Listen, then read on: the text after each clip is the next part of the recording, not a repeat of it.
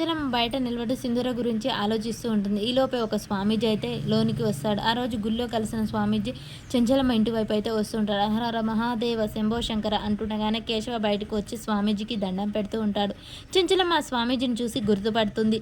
ఈ స్వామీజీ గుళ్ళో కదా అనగానే సింధూరకి త్వరలోనే నుదుట సింధూరం వస్తుంది.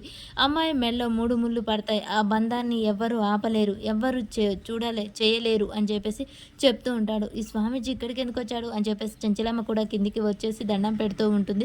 స్వామీజీ చెంచలమ్మని చూడగానే నా కోడలికి మళ్ళీ పెళ్లి జరగదు, అది నా కంఠంలో ప్రాణం ఉండగా జరగదు అని చెంచలమ్మ చెప్తూ ఉంటుంది. ఈ మాట సింధూర కూడా వింటూ ఉంటుంది. అలా అందరూ ఆ స్వామీజీని గుర్తుపడతారు. స్వామీజీ కూడా వీళ్ళని చూసి గుర్తుపడతాడు. చంటి అందరూ బయటికి వచ్చి చూస్తూ ఉండగానే స్వామీజీ, నీ కోడలికి మళ్ళీ పెళ్లి జరుగుతుంది, అది తథ్యం. పెళ్లి గడలి తొందరలో ఉన్నావి, ఈ తొందరలోనే 3 ముళ్ళు పడతాయి, అది ఆపటం ఎవరి తరము కాదు అని చెప్పేసి స్వామీజీ చెప్పగానే చెంచలమ్మ షాక్ అయి అలాగే చూస్తూ ఉంటుంది.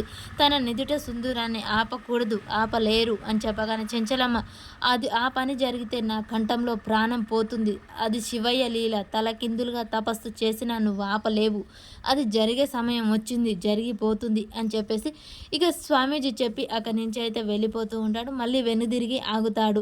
ఇక రేపటి ఎపిసోడ్లో ఏం జరుగుతుందో తెలుసుకో. ఇంతలో ఒక అతను వచ్చి అమ్మగారు అమ్మగారు అని గట్టిగా పిలిచి అక్కడ జరిగిన విషయం అయితే చెప్తూ ఉంటాడు. ఆ మాట వినగానే చెంచలమ్మ సింధూర షాక్ అయి అలాగే చూస్తూ ఉంటారు. గబగబ పద అని చెప్పేసి అక్కడికైతే వెళ్తారు. ఈ మాటలన్నీ వినగానే కేశవ, సింధూర, చెంచలమ్మ అందరూ ఆ రచ్చబండ దగ్గరికి వెళ్తారు. వెళ్ళి చూడగానే అక్కడ ఒక అమ్మాయి అయితే చనిపోయి పడి ఉంటుంది. ఆ రోజు సింధూర ఇవ్వడం తీర్పు తప్పు, అలా పెళ్లి చేసుకో అని చెప్పకపోతే ఈరోజు ఈ అమ్మాయి చచ్చిపోయి ఉండేది కాదమ్మా, మీరు ఇచ్చిన తీర్పు వల్ల ఈ అమ్మాయి చనిపోయింది అని చెప్తుంటారు. ఇంతకు అసలు ఆ అమ్మాయికి ఏం జరిగి ఉంటుంది, సింధూర తీర్పు వల్ల ఎందుకు చనిపోయి ఉంటుంది అనేది మనకు రేపటి ఎపిసోడ్లో తెలుస్తుంది.